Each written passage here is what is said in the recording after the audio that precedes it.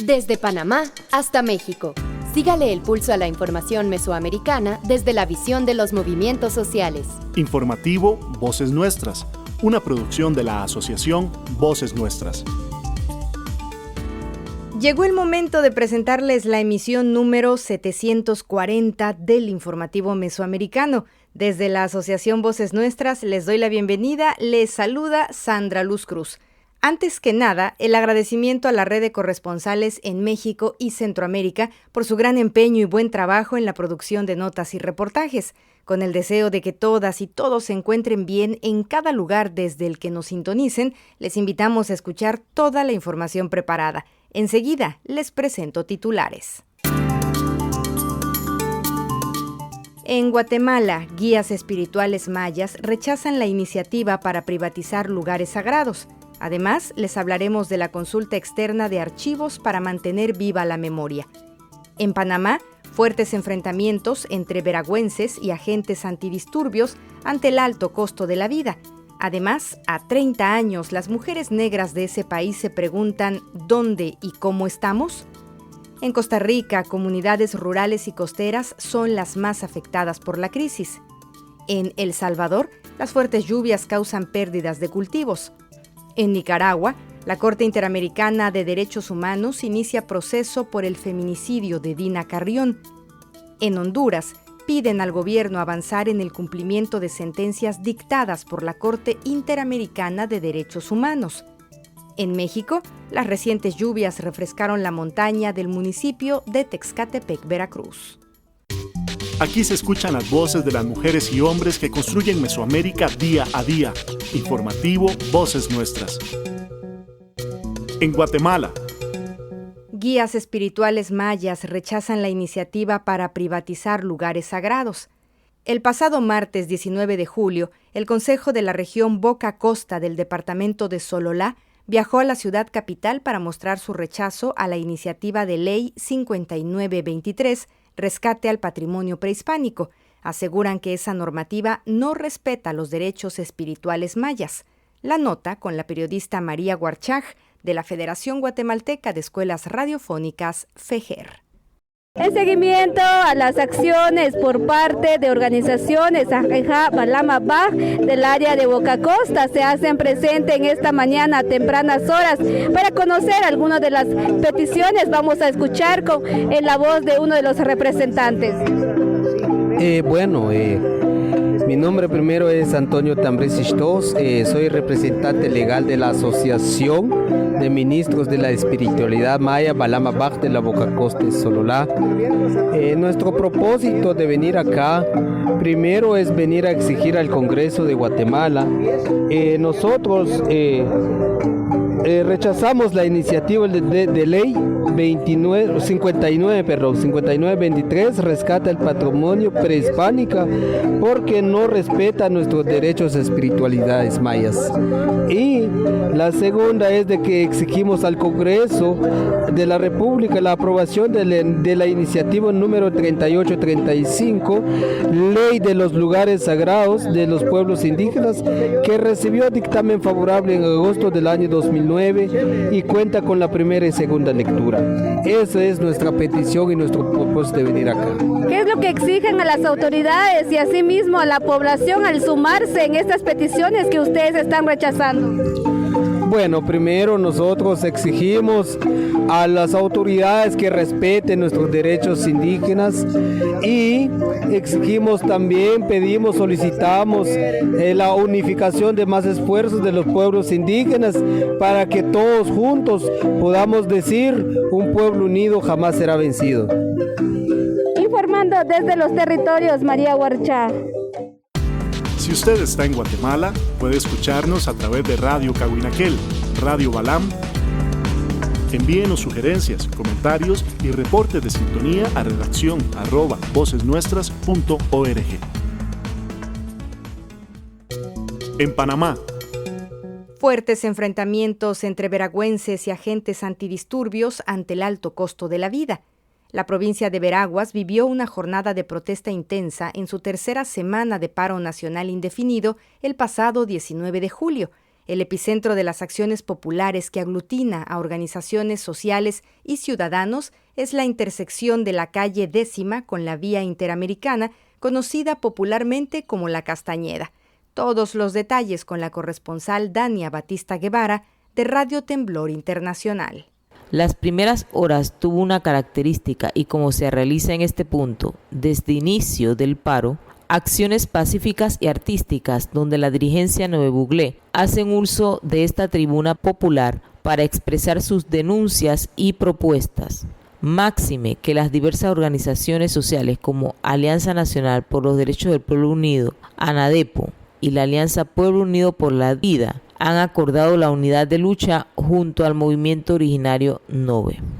Mientras la provincia de Coclé, los representantes de las mencionadas alianzas se reunían para pactar principios y metodologías para una única mesa de diálogo ante el gobierno central en horas de la tarde, se preveía un ambiente hostil, ya que unidades de la policía en conjunto con agentes antidisturbios intentaron reprimir a los presentes del bastión de lucha de La Castañeda en horas de la mañana.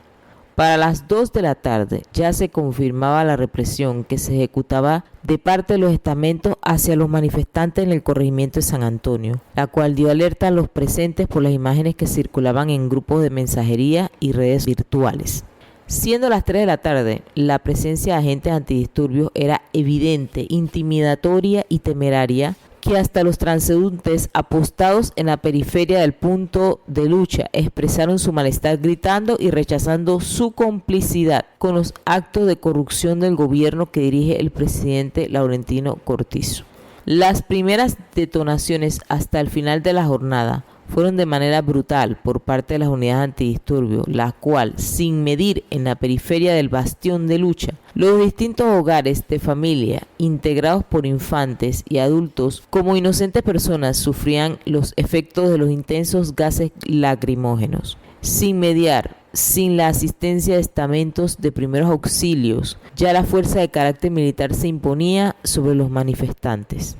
5 puntos de resistencia fueron los focos para que más ciudadanos se integraran, cuyas acciones fueron por 8 horas de enfrentamientos. Ya para la mitad de la jornada circulaba entre los manifestantes información de personas heridas que acudían a la Policlínica Horacio Díaz, así como de personas detenidas. El registro realizado por representantes legales, miembros del Colegio de Abogados y Asesoría Legal de AEBE fueron de 22 personas, quienes denunciaron fuerte agresión de los estamentos de la policía. A este punto, los representantes legales denunciaron la inaccesibilidad para asistir a los detenidos. Escuchemos testimonios de diversos sectores sociales en el marco de la huelga nacional indefinida en Panamá. Mi nombre es José Marín, soy educador, trabajo en la comarca. Quisiera mandar un mensaje al pueblo panameño, que lo que ustedes pueden ver aquí en el área, y todos estos días que tenemos más de 17 días de batalla, no ha salido por casualidad. Todos los gobiernos hacen lo mismo, no escuchan al pueblo, no trabajan por el pueblo. Siempre son las personas de alto rango en la dirigencia los que se acumulan el dinero y el pueblo muriendo de hambre. Las escuelas cayéndose. Sacan programas y programas y ninguno de esos programas son realidad. Le ponen curita a los problemas y nunca hacen una cosa seria. Pueden poner todos los millones que quieran, pero mientras que en el camino se pierden, nunca podremos tener una buena educación. Se culpan a los educadores y nosotros no podemos hacer más con las uñas de nuestros bolsillos y nuestros cheques. Tenemos que darle a veces a los niños. Y los gobiernos bailando en el dinero, en los millones. Mi nombre es Erika Melgar y estoy aquí dentro de la protesta en Santiago de Veraguas, apoyando a los jóvenes. O sea, la mujer se está rebelando, ya no somos esas mujeres hogareñas, ya nos sentimos empoderadas y que estamos ya dentro de la manifestación. No simplemente nos dedicamos al hogar, a la casa, a atender al marido, sino que simplemente nos sentimos llenas de energía y empoderamiento y salimos a luchar.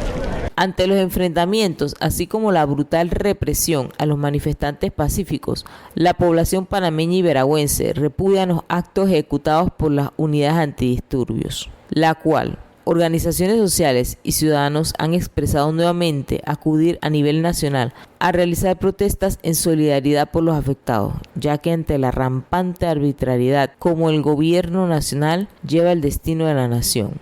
Hasta la publicación de esta nota periodística, estructuras de organizaciones sociales gestionaban un acuerdo de unidad popular hacia una mesa de diálogo frente al gobierno nacional para atender demandas sociales. Desde Panamá, soy Dania Betsy Batista Guevara de Radio Temblor Internacional para el informativo Voces Nuestras. En Panamá, sintonícenos en Radio Mía y Radio Temblor. Escúchenos en la web a través de frecuenciatierra.com, Radiotech, la radio de todas y fejer.org. En Costa Rica. Desigualdad y migración. Comunidades rurales y costeras son las más afectadas por la crisis. Desde el inicio de la pandemia y con la implementación de políticas neoliberales, la desigualdad socioeconómica ha ido en aumento. Las familias de las comunidades rurales y costeras son las más afectadas, lo que provoca cada vez más migración interna hasta los centros urbanos. La información desde Voces Nuestras con Génesis R. Cruz. La crisis económica desatada por la pandemia y profundizada cada vez más por la implementación de políticas neoliberales ha generado impactos drásticos en las comunidades rurales y las zonas costeras costarricenses. Desde el 2021, el porcentaje de hogares en pobreza extrema ha venido aumentando en la ruralidad. La desigualdad en Costa Rica se refleja en los datos de la Encuesta Nacional de Hogares 2021, que estimó el coeficiente de Gini per cápita más alto desde el 2010, llegando a 0.52 puntos. En términos prácticos, esto significa que las comunidades y familias costarricenses más vulnerables se siguen empobreciendo todos los días. El doctor en estudios culturales, Carlos Sandoval, analizó los efectos del aumento de la desigualdad en nuestro país durante la charla Migración y Abordaje Comunitario. Si uno compara los datos macroeconómicos antes de la pandemia y los datos actuales, hay dos noticias que son positivas. Una es que el desempleo ha venido disminuyendo, pero la desigualdad sigue creciendo. Es decir, que hoy tenemos menos desempleo, menos pobreza y más desigualdad. Es muy probable que la explicación de por qué disminuye el desempleo y la pobreza y aumenta la desigualdad tiene que ver con que una buena parte de los nuevos empleos está en el sector informal. Hoy el sector informal de la economía o de la población económicamente activa ronda por ahí el 46%. Es decir, es un número altísimo. Prácticamente la mitad de las personas que tienen empleo tienen un empleo llamado informal, también llamado precario, es decir, donde no hay garantías sociales o donde no se aplica la legislación laboral. Eso es una pésima noticia para el país. Entonces, bueno, se puede tener empleo, pero no es un empleo digno. Y también hay actores políticos que juegan a capitalizar el enojo a través, digamos, de lo que la literatura se ha llamado los autoritarismos populistas, es decir, decir, bueno, yo esto lo arreglo, esto yo lo resuelvo, o como el mismo presidente de la República, siendo candidato, dijo coloquialmente, yo me compro la bronca, ¿verdad? Pareciera que los problemas colectivos o sociales los va a resolver alguien hablando en la primera persona del singular yo, ¿verdad? Y claro que mucho del autoritarismo populista tiene rasgos masculinistas o machistas o patriarcales. Isla Venado no ha escapado a la crisis. Esta pequeña isla, ubicada en el Pacífico costarricense, depende en un 90% de la pesca familiar y otros oficios informales. Pero la sobreexplotación de los recursos marinos en el Golfo de Nicoya ha provocado que sea cada vez más difícil la subsistencia de las familias de esta comunidad. Muchas familias de Isla Venado han apostado por el turismo rural comunitario, pero esta actividad sigue siendo un desafío por los efectos de la crisis y la falta de un atracadero. Por eso, cada vez más personas jóvenes migran fuera de la isla para tener opciones laborales y mejorar su calidad de vida. Denia Salas, de la Asociación de Mujeres Iscandé, nos compartió sus preocupaciones. Es duro como joven y también es duro como padres, porque yo tengo una hija que ella estudió y todo, ya tiene, digamos, ella estudió, pero ahorita no ha ejercido lo que ella ha estudiado, sino que ella está trabajando en otro lugar que no lo que ella estudió. Y aquí es muy difícil, porque aquí no hay fuente de empleo, entonces eso es lo más duro para un joven. Fuera de la pesca, no hay otro recurso para los jóvenes. Entonces, para ellos es muy duro porque tienen que irse de sus casas. El ambiente del joven aquí no es igual a la ciudad. Entonces, ellos tienen que adaptarse y también esos procesos son duros para ellos. Olger Obando, de la Federación de Pescadores Artesanales de Costa Rica, considera que las instituciones estatales no han asumido una responsabilidad con el sector pesquero y sus familias, que se siguen empobreciendo con la crisis. Tenemos un problema muy grave que nosotros como líderes estamos preocupados con el préstamo del Banco Mundial. Es más dinero para menos oportunidades. Qué triste es. Y yo le recomendaría a nuestro ministro de la Pesca, a Giner Méndez, que se siente con el gobierno y que realmente le cambie el rumbo al préstamo del Banco Mundial para la pesca, porque realmente viene a empobrecer al sector. Un solo 5 no le va a dar al sector para sobrevivir. Y yo por eso les pediría a las instituciones que se sienten realmente y vean qué van a hacer con ese dinero. Desde la Asociación Voces Nuestras en San José, Costa Rica, reportó Génesis R. Cruz. En Costa Rica, escuche el informativo mesoamericano Voces Nuestras a través de la 870 UCR y Radio Anexión de Cañas. Escúchenos en línea y descargue esta producción en vocesnuestras.org. Nos unen nuestros territorios, nuestras historias, nuestras culturas. Informativo mesoamericano, Voces Nuestras. En El Salvador. Las fuertes lluvias han causado pérdidas de cultivos. Las lluvias han causado pérdidas de las cosechas en los campos salvadoreños y, por otro lado, se aproxima una temporada de fuertes sequías, sin respuestas preventivas por parte del gobierno. La nota es del corresponsal Alfredo Carías. Las lluvias han provocado que las campesinas y agricultores perdieran buena parte de sus cosechas de granos básicos, causando problemas de hambruna en los hogares salvadoreños, como es el caso de doña Rosa Margarita Pérez, de la comunidad de Santo Tomás, que nos cuenta su historia. Pues fíjese que nosotros, para mí no existe pollo ni la carne, porque uno no tiene cómo comprar una librita de pollo, más ahora, en estos días sagrados, ¿verdad? ¿Cuánto vale por allá en mi lugar una libre de pollo? $2. No tiene uno para comprar.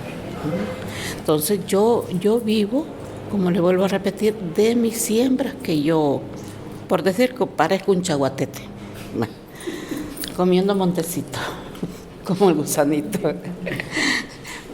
Pero yo soy feliz. Sí, lo único, como le digo, los antojos, que cuando uno quiere comprar un pedacito, ¿de dónde? Pues no puede uno. Entonces esa es la situación en que hemos llegado, de sentirnos decepcionadas porque el agua nos vino a echar a perder todo, el pepino, tomate, todo. Tengo 3 matas de whisky, hasta esas no me dan. ¿Por qué? Porque como cayó una tormenta con granizo, entonces cabal donde el granizo cayó, allí se quedó ¿cómo le llaman? La polilla, digamos, vaya. Hasta en siembras, porque tengo plantas medicinales también, que hasta las plantas me afectó todo eso. La falta de atención gubernamental frente a los estragos de las lluvias han generado problemas de seguridad alimentaria. Así lo señaló Magdalena Cortés, representante de la Mesa Permanente de Gestión de Riesgos. La Mesa Permanente tiene unos datos de 4 departamentos. Hay una cantidad de cerca de 1,000 familias, ¿verdad? Voy a decir un dato que se ha levantado recientemente en el departamento de Santa Ana, Usulután, La Unión y Sonsonate. Hay cerca de 1,000 familias, ¿verdad? Que son las familias donde está trabajando la Mesa Permanente, que han llegado a estar en el punto de inseguridad alimentaria por diversas razones. Una de ellas es por el tema de la pérdida de sus cultivos, otras es por la alza de los insumos, ¿verdad? Que la gente dice hoy no voy a poder cultivar porque se han alzado demasiado los costos, y otra es porque el exceso de lluvia, ¿verdad? Y creemos que van a seguir aumentando porque ya la semana pasada algunas organizaciones que trabajan en la zona de la Franja Costera de la Libertad nos estaban señalando que muchos de esos cultivos que estaban en esa zona han empezado ya a perderse por la cantidad de lluvia. Para las organizaciones, el principal problema es la falta de acción sobre las causas generadoras de riesgos y vulnerabilidad, pues las autoridades trabajan con un enfoque emergencista, que solo atiende los efectos, más no los previene. Por lo que hemos visto desde la llegada del invierno, inundaciones de gran impacto, principalmente en las zonas urbanas. Ejemplo de ello en Santa Ana, Santa Tecla, San Salvador, Ilopango, Soyapango y otros municipios y departamentos. Además de las comunidades, sobre todo costeras, que históricamente sufren el impacto por no contar con una política de gestión integral de los riesgos.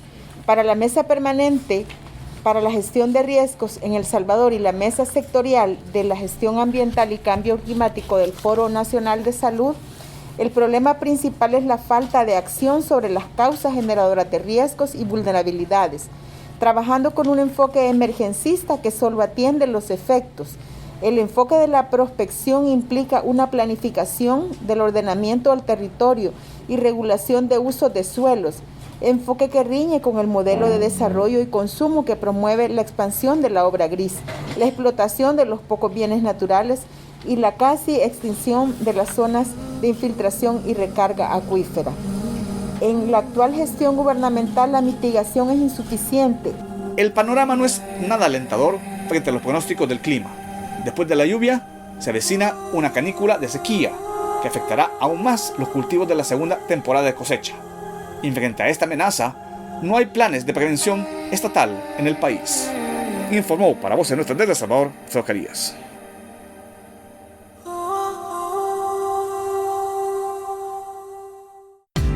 En El Salvador, usted puede escuchar el informativo Voces Nuestras a través de las radioemisoras Izcanal, Tehuacán, Variedades y La Clave. Le seguimos informando a través de nuestra página de Facebook Voces Nuestras. En Nicaragua, Corte Interamericana de Derechos Humanos inicia un proceso contra ese país por el feminicidio de Dina Carrión. Tras una larga lucha de 12 años para conseguir justicia por el asesinato de Dina Carrión, su familia anunció que la Corte Interamericana de Derechos Humanos notificó que admitió el caso, con lo cual inicia el proceso en contra del Estado de Nicaragua. Desde el 3 de abril del año 2010 inició la pesadilla para esta familia en Managua, cuando supieron que Dina había perdido la vida y las autoridades nicaragüenses determinaron que fue un suicidio. Sin embargo, la familia rechazó esa versión por una serie de inconsistencias y acusaron a la pareja de Dina, Juan Carlos Siles, de ser el presunto autor del feminicidio. Desde el viernes 15 de julio de 2022, la familia de Dina Carrión tendrá 2 meses para presentar ante la Corte Interamericana de Derechos Humanos los argumentos y pruebas del caso, para demostrar la falta de justicia en Nicaragua, según explicó Aida Carrión desde el exterior, quien es hermana de la víctima.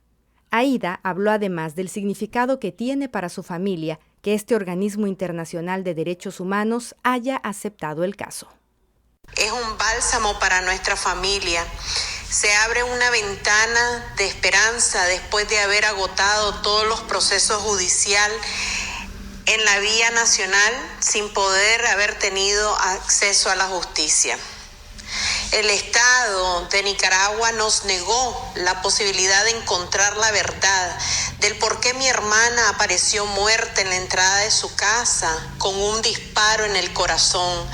Trayectoria del disparo, según la policía, de derecha a izquierda, de arriba hacia abajo, supuestamente disparándose con el dedo anular de la mano derecha, siendo que mi hermana Dina Alexandra era zurda. Su cuerpo y su rostro con señales de haber sido violentado, con excoriaciones en la pierna izquierda, laceraciones en el dedo de su mano. ¿Por qué el proyectil que le cegó la vida era de diferente calibre de la pistola encontrada en la escena del crimen? Bueno, nuestra familia tiene muchas preguntas, muchas más preguntas que estas.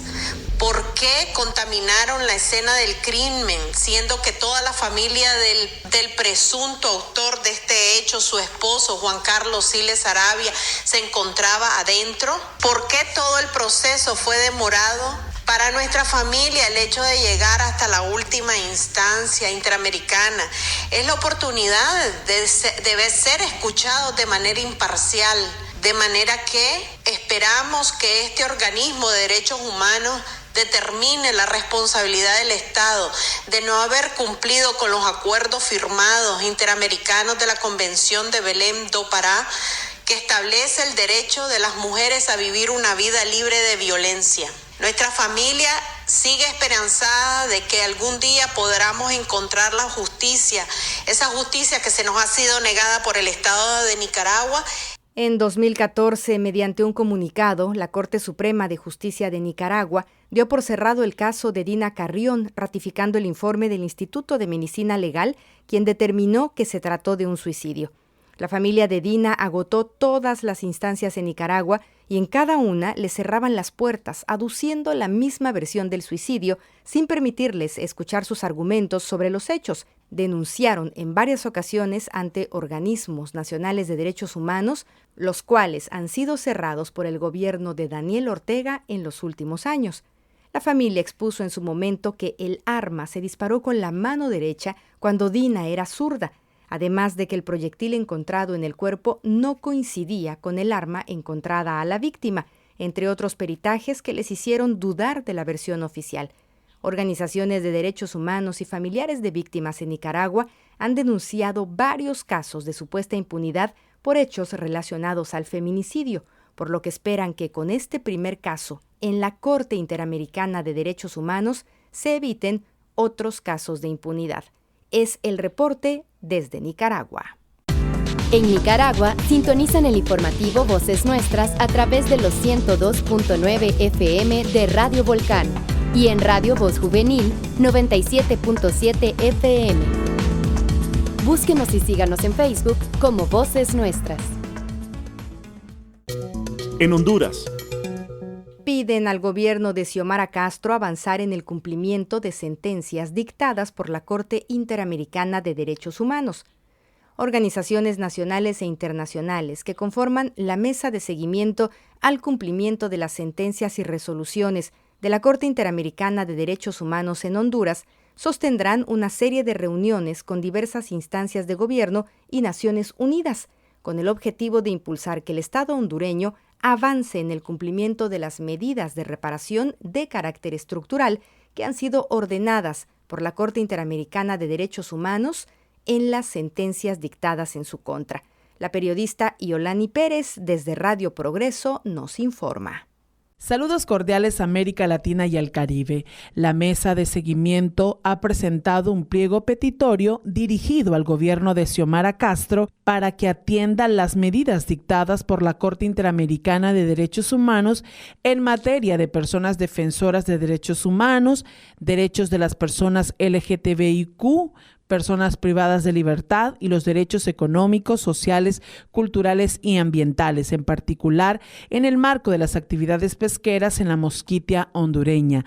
La abogada y doctora en Derechos Humanos Claudia Paz y Paz habla de este pliego petitorio que fue dirigido al gobierno hondureño. Existe un rezago histórico en el cual durante décadas la Corte Interamericana ha dado distintas órdenes en temas de Estado de Derecho, acceso a la justicia, personas defensoras, derechos de los pueblos indígenas, derechos de las mujeres, violencia de género, que aún no se han cumplido.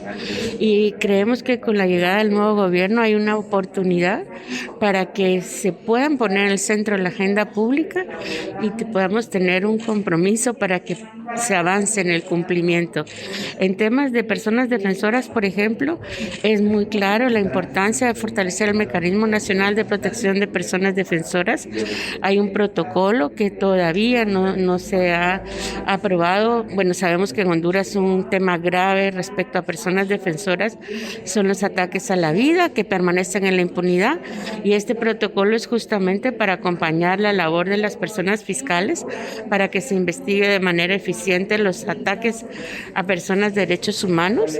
En esta sentencia que se mencionaba de los buzos misquitos hay temas de salud, hay temas de educación, hay temas de proyectos productivos, hay indemnizaciones económicas. Es decir, que existe una agenda muy rica, diversa e importante que se tiene que dar pasos para que se cumpla. ¿Cuántas sentencias recaen sobre el Estado de Honduras? Al menos una decena de sentencias. Es uno de los países que tiene un acumulado mayor, más fuerte de sentencias, y desafortunadamente ninguna ha sido completamente cumplida. ¿Qué debe priorizar el gobierno de Xiomara Castro con relación a las sentencias? Como te decía, un punto fundamental es las personas defensoras de derechos humanos. Se debe priorizar el cumplimiento de las sentencias de Escaleras, Caguas, Lunas.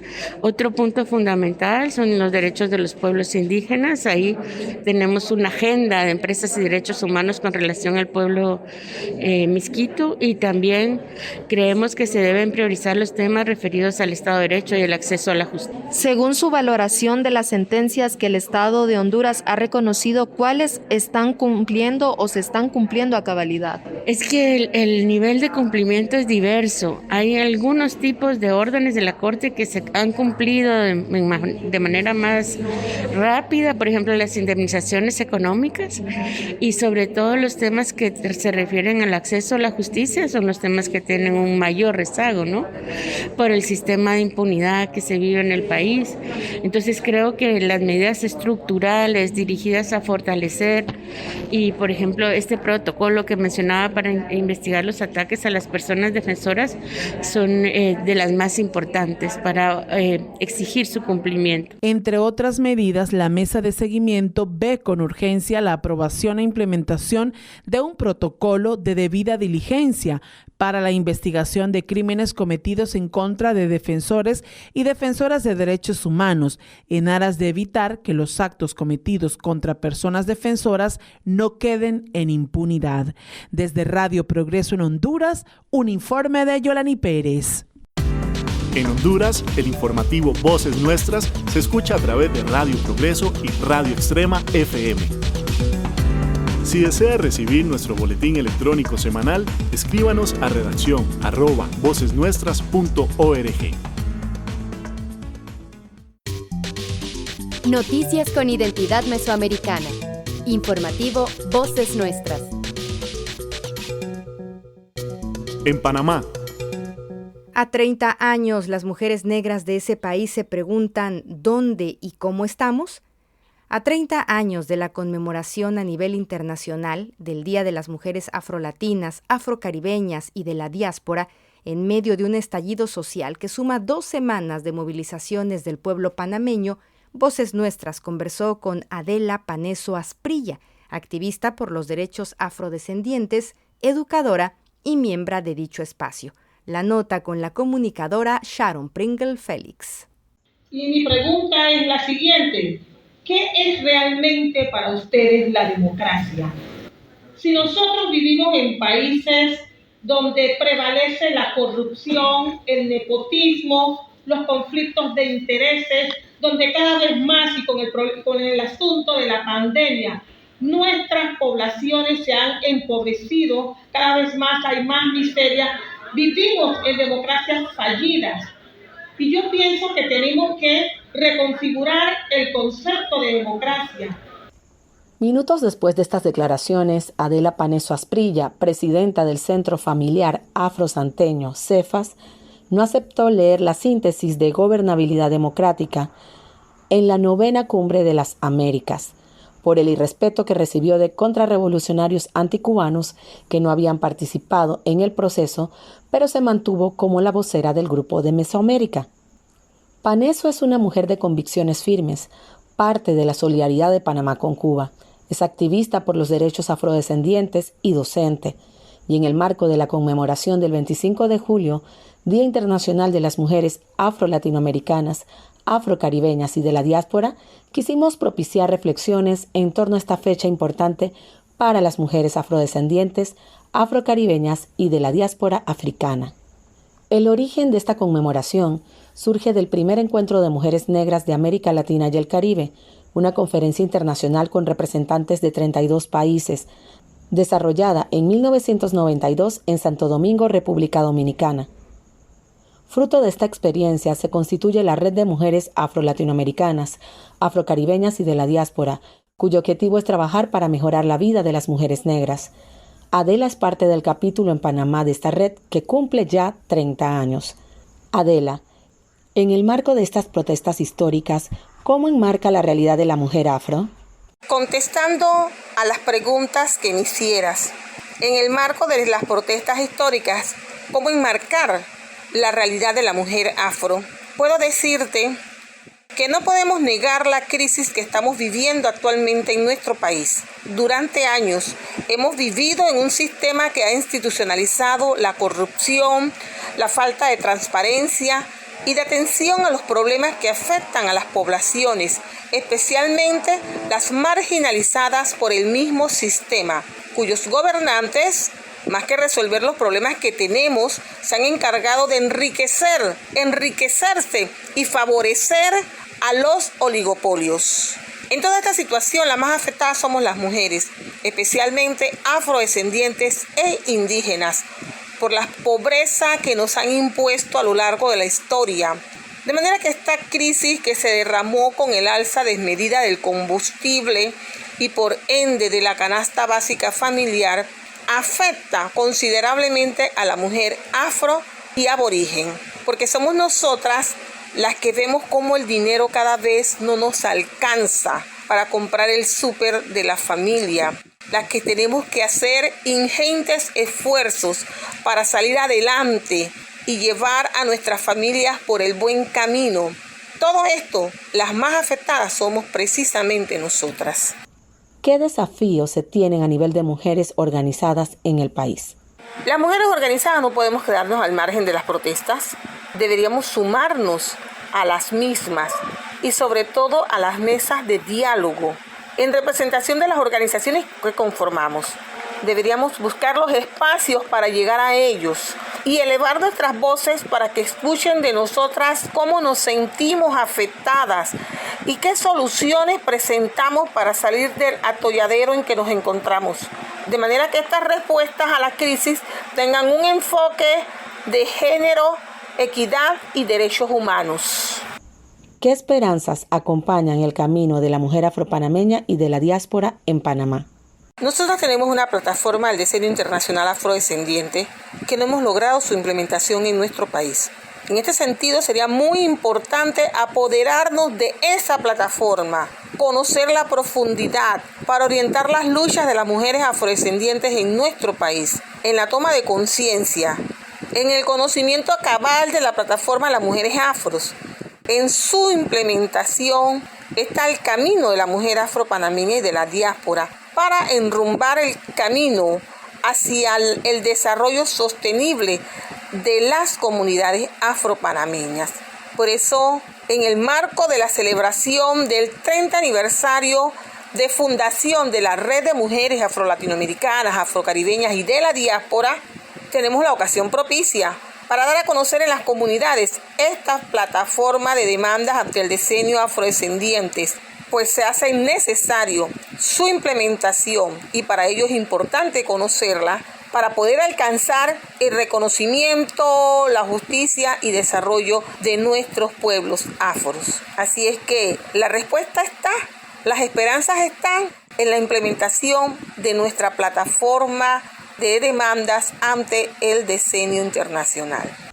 Las mujeres afropanameñas que conforman la red aprovechamos la ocasión para destacar en un comunicado que resaltaba el eslogan "A 30 años las mujeres negras, ¿dónde y cómo estamos?", y que entre muchas demandas afirma que la Asamblea Nacional de Diputados no ha sido capaz de ratificar la Convención Interamericana contra el Racismo, la Discriminación Racial y Formas Conexas de Intolerancia, adoptada en 2013 en Guatemala. Por ello, este 30 aniversario, el capítulo de la Red de Mujeres Afros en Panamá exige a la Asamblea Legislativa cumplir con su misión de adoptar esta convención, así como también insta al Gobierno Nacional de Laurentino Cortizo a avanzar políticas públicas de igualdad, en particular las políticas de igualdad de género. Para el informativo Voces Nuestras, reportó desde Panamá y enviando un abrazo sororo a nuestras hermanas afrocaribeñas, afro-latinoamericanas y de la diáspora africana, Sharon Pringle Félix.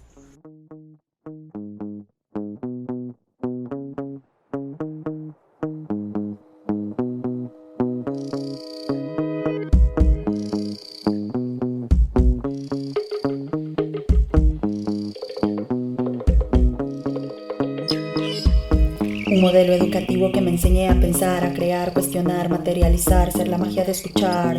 Saberes libres, ríos libres, mentes libres, ser vuelo de colibríes, florecer del intercambio de saberes, más matices, menos directrices. Escuchar la sabiduría de quien sabe germinar raíces, ver todos los grises, germinar raíces, ver todos los grises. Hola, yo soy Laura. Bueno, yo tengo un proyecto de apicultura. Tengo 50 colmenas, produzco miel para autoconsumo y también vendo en la Feria del Agricultor. También comparto como a manera de trueque con ciertas personas aquí de la comunidad, porque en realidad también se ha tratado de compartir el conocimiento con la gente. Un reto grande fue encontrar un espacio para vender el producto. Siento que costó como que me dieran pelota y creo que, bueno, tiene que ver con el hecho de ser mujer joven, especialmente con el tema de la pandemia. También se limitó muchísimo el poder compartir lo que hacemos y sabemos en relación de equilibrio perfecto. Enseño y aprendo, me conecto. El diálogo nos nutre desde adentro. Como miel cosechamos dulce espectro. Nadie manda al resto, nadie es el maestro. Enseño y aprendo, enseño y aprendo. Nadie manda al resto, nadie es el maestro. Enseño y aprendo, enseño y aprendo. Este proyecto también se ha tratado de compartir con gente cercana, gente de la comunidad, estos productos. Y yo creo que lo más importante es que como comunidad no dejemos de compartir todo esto que a mí me llegó, este conocimiento, y siento que es vital que lo compartamos en comunidad.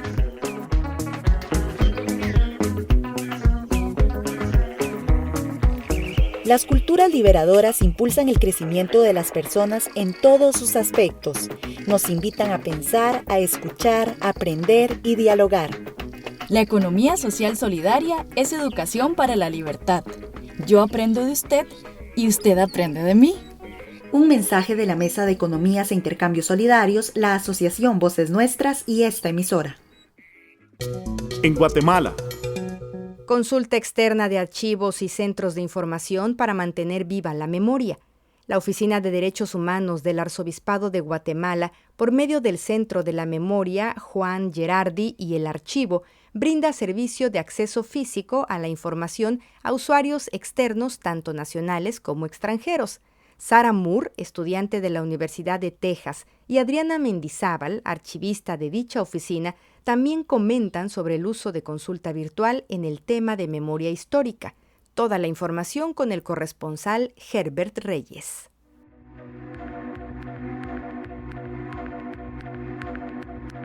Sara, ¿nos podrías comentar qué valor tiene a la investigación documental y archivística poder acceder a información accesible en modo digital para conocer la memoria histórica de un país? Es necesario, esencial, a no solo tener un espacio físico, pero también expandir eso a un espacio que sea más accesible para todos, para gente de acá de Guatemala, pero también internacionalmente, porque poder aprender esa historia es una oportunidad. Pero también para expandirlo es necesario. Bueno, acá lo que están haciendo es contar las historias de la gente, y eso es clave para dar la importancia a estas historias que son valorables, para que la gente pueda ver, para que la gente pueda contar sus historias, pero ni siquiera eso, pero ver y escuchar sus historias contadas. Porque esa es la manera en la que sanamos, ni siquiera solo individualmente, pero como una comunidad. Y si no tenemos ese espacio para aprender de esa historia y aprender de los demás y tener un espacio para la gente para que puedan contar y compartir lo que han vivido, eso es clave para empezar el proceso de sanar y lograr a crear y imaginar y construir un mundo y sociedad mejor, que donde se valora a todos y que donde los derechos humanos de todos sean reconocidos y respetados.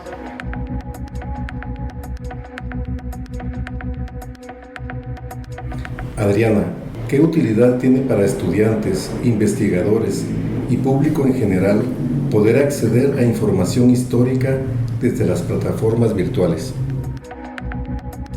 El acceso a la información es un servicio que se brinda al público en los archivos, y este es posible mediante la culminación de un ciclo de procesos técnicos archivísticos, con el objeto de crear herramientas de descripción y de consulta.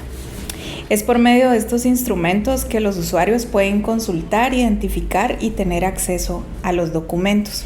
Pero también el acceso a la información es un elemento básico para la construcción de la memoria, para reescribir la historia oficial y enfocarnos en la versión de los vencidos.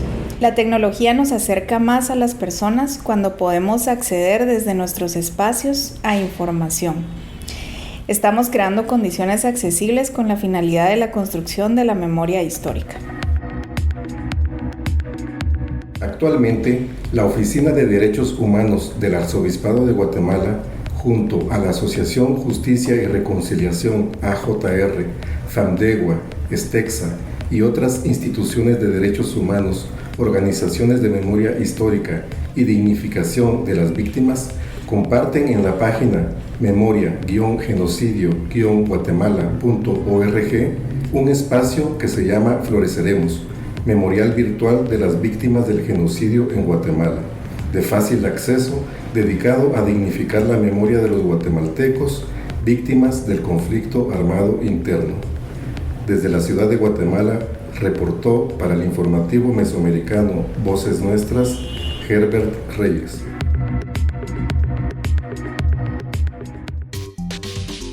Con la visión de los movimientos sociales. Informativo Voces Nuestras. En México. Las lluvias de los días recientes refrescaron la montaña de Texcatepec en el estado de Veracruz, México. Llegaron los días de lluvia y las plantas tristes se alegraron.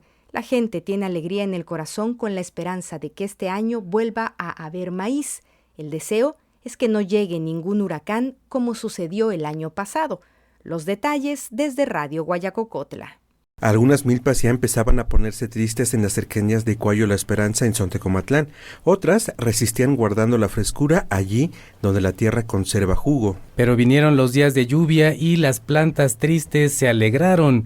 Los pastos de los potreros volvieron a ofrecerse como alimento a los becerros. Los manantiales brotaron el agua. Juan Luis Herculano nos da la reseña desde la parte baja en Texcatepec. Aquí para ir platicando estas cosas estamos aquí con Juan Luis Herculano de la comunidad del Pericón, que nos diga cómo va todo esto, cómo va la milpa, la tuya, la de la demás gente, ¿qué opinas de la temporada de lluvias? No, pues ahorita todas las milpas pues pintan bien, están buenos y ha llovido, si no pasa ningún aire, la milpa va a estar bueno, tanto como los que sembraron al principio de junio, tanto como los que sembraron al final de ese mes de junio, pues va bien la milpa, están verdes, ha llovido y esperemos que todo salga bien. Cuando la lluvia aumenta luego es trabajoso chapear, es trabajoso limpiar la milpa, ¿cómo les está yendo?